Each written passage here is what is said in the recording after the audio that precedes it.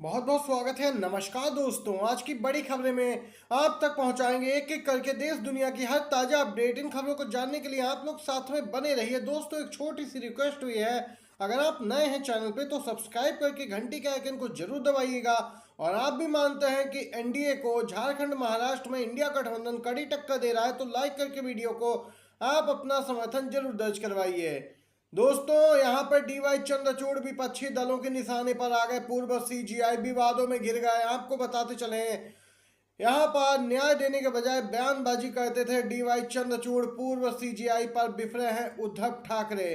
जी हाँ दोस्तों, डीवाई चंद्रचूड़ विवादों में घिर गए हैं अपने रिटायरमेंट के बाद और विपक्षी दल उन पर हमलावर हैं। दोस्तों, आपको बताते चले, इसी क्रम में महाराष्ट्र चुनाव में कुछ ही दिन बचे हैं मतदान में, और उससे पहले यूबीटी के प्रमुख उद्धव ठाकरे ने हाल ही में रिटायर हुए चंद्रचूड़ पर गहरी निराशा व्यक्त की। उन्होंने शिवसेना के विधायकों की अयोग्यता के मामले में अभी तक फैसला नहीं सुनाने को लेकर निंदा की और निराशा व्यक्त की। उद्धव ठाकरे ने एक समाचार पत्र को दिए इंटरव्यू में कहा कि चंद्रचूड़ साहब न्याय देने के बजाय एक टिप्पणीकार बन गए थे।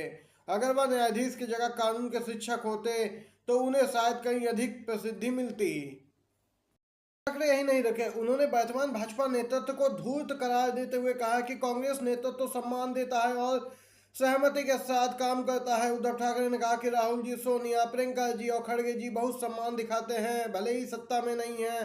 उन्होंने कहा कि भाजपा के आज के नेतृत्व में मानवता नाम की कोई चीज नहीं है। उनकी बस एक ही यहाँ पे इच्छा रहती है कि उपयोग करो और फेंक दो। ये दोस्तों देख सकते हैं, सीजीआई रहे चंद्रचूड़ पे भी बरसे हैं उद्धव ठाकरे। आप लोगों की क्या कुछ राय है जरूर लिखिए। दोस्तों, अगली अपडेट में बताते चले, चुनाव आयोग ने संतुलन बनाने के लिए कांग्रेस के साथ भाजपा को भी नोटिस भेजा। जी हां दोस्तों, आपको बताते चले, लगातार नौटंकी जारी है। लोग कह रहे हैं विपक्षी दल हमलावर हैं। आपको बताते चले दोस्तों, नौटंकी कर रहा है चुनाव आयोग, लोगों का कहना है। आपको बता दें कि कांग्रेस और बीजेपी की शिकायतों पर दोनों पार्टी के अध्यक्षों को नोटिस भेज दिया है और दोस्तों 18 नवंबर के दोपहर तक जवाब देने को कहा है। 18 नवंबर को ही महाराष्ट्र, झारखंड और सभी उपचुनाव के लिए प्रचार भी समाप्त हो जाना है। पर चुनाव निकल जाने के बाद अगर आप नोटिस भेज रहे हैं तो साफ है कि लीपापोती करने का मकसद है। ये कहना है सोशल मीडिया पर लोगों का। पिछली बार भी यहाँ पे दोस्तों इसी प्रकार का कुछ घटनाक्रम देखने को मिला था। आपको बताते चले, एक पार्टी विशेष को नहीं बल्कि दोनों ही पार्टियों को, विपक्ष को भी नोटिस भेजता है चुनाव आयोग, तभी बीजेपी को। यानी स्पष्ट है कि सत्तारूढ़ दल को नेताओं के बचाने के लिए चुनाव आयोग किसी भी हद तक जा रहा है। दोस्तों, ये ताजा अपडेट निकल के आई है। दूसरी तरफ मणिपुर में हिंसक हुआ है प्रदर्शन। भीड़ ने सीएम और मंत्रियों के घर किया हमला। कई जिलों में इंटरनेट बैन के साथ कर्फ्यू भी लग गया। दोस्तों, मणिपुर में फिर हिंसा भड़क उठी। बीजेपी विधायकों के घर पर हमला कर दिया भीड़ ने, कर्फ्यू और इंटरनेट सस्पेंड। तो दूसरी तरफ पीएम मोदी विदेश यात्रा पर निकल गए। मणिपुर में फिर हिंसा भड़क उठी, मगर गृह मंत्री को चुनाव प्रचार से फुर्सत मिले तो कुछ करें, ये कहना है वरिष्ठ पत्रकारों का। मोदी जी तो और भी व्यस्त हैं, चुनाव प्रचार के साथ विदेश यात्राएं भी करनी है। वह मणिपुर का दौरा करने का टाइम ही नहीं निकाल पा रहे। दोस्तों, आपको बताते चले, बीजेपी के मुख्यमंत्री पे भी सवाल उठा रहे हैं वरिष्ठ पत्रकार और कह रहे हैं कि यही इनकी बटोगे कटोगे राजनीति है। मणिपुर को बांट दिया है और वहां लोग आपस में एक दूसरे को भिड़ रहे हैं, काट रहे हैं। दोस्तों, देख सकते हैं, ये ताजा अपडेट निकल के आई है मणिपुर को लेकर। का टूटा सपना नहीं आ पाएगी सत्ता में। जी हां, महाराष्ट्र को लेकर आ रही बड़ी खबर। 170 सीटों पर महाविकास अघाड़ी का कब्जा। भाजपा का टूटा सपना महाराष्ट्र चुनाव को लेकर। कर्नाटक के अब डिप्टी सीएम कांग्रेस नेता डीके शिव कुमार ने बड़ा संदेश दिया। उन्होंने कहा कि महाराष्ट्र चुनाव में भाजपा का सपना टूट गया और कांग्रेस को 180 से अधिक सीटें मिलने वाली हैं। उन्होंने कहा कि हम 170 से 175 सीटें जीतने जा रहे हैं, महाविकास अघाड़ी सरकार बनाएगी। उन्होंने कहा कि बीजेपी के लोग यहाँ पे जनता को गुमराह कर रहे हैं, हमने अपनी गारंटी लागू नहीं की, ऐसा प्रचार कर रहे हैं बीजेपी के लोग। लेकिन कर्नाटक में कांग्रेस पार्टी ने अपनी चुनावी घोषणा पत्र में की गई हर एक गारंटी को लागू किया है। पूरा देश कर्नाटक मॉडल का अनुसरण कर रहा है। दोस्तों, देख सकते हैं, डीके शिव कुमार ने स्पष्ट किया है कि महाविकास अघाड़ी भी गारंटी पूरी करेगा, भाजपा के बहकावे में ना आए। ये अपडेट आ रही है महाराष्ट्र को लेकर।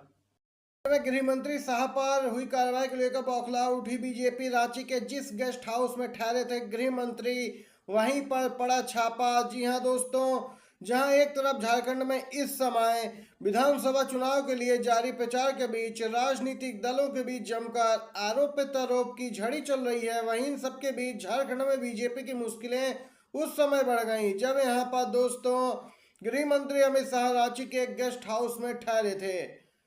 दोस्तों आपको बताते चलें, वह पर झारखंड पुलिस ने छापा मारा।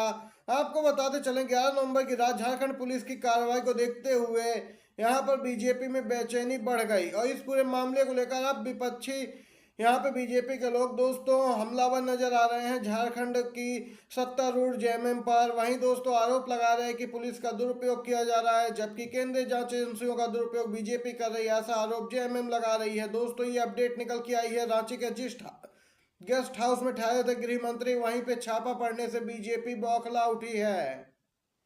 उत्तर प्रदेश से लेकर महाराष्ट्र और झारखंड तक हर जगह सियासी गलियारों में सिर्फ योगी आदित्यनाथ के नारे बटेंगे तो कटेंगे को लेकर विवाद बढ़ता जा रहा है। सत्ता पक्ष के राजनेता इसका समर्थन कर रहे हैं तो वहीं विपक्षी पार्टी के लीडर इस नारे की काट में अलग अलग नारे लेकर आ रहे हैं। जी हां, अब कांग्रेस के राष्ट्रीय अध्यक्ष मल्लिकार्जुन खड़गे भी इसकी नई काट लेकर आए हैं सामने।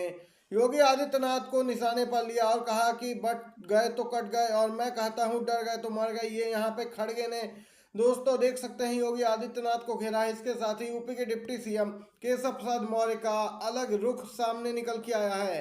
जी हाँ दोस्तों, एकदम से बाजी पलट दी है। योगी आदित्यनाथ के बटेंगे तो कटेंगे नारे से अब केशव प्रसाद मौर्य ने किनारा कर लिया है। यूपी के डिप्टी सीएम बागी तेवर दिखा रहे। आपको बताएं महाराष्ट्र में बीजेपी नेता अशोक चौहान, अजीत पवार और पंकजा मुंडे पहले ही इस नारे पर आपत्ति जता चुके। अजीत पवार तो यहां सीधे भिड़ गए बीजेपी से।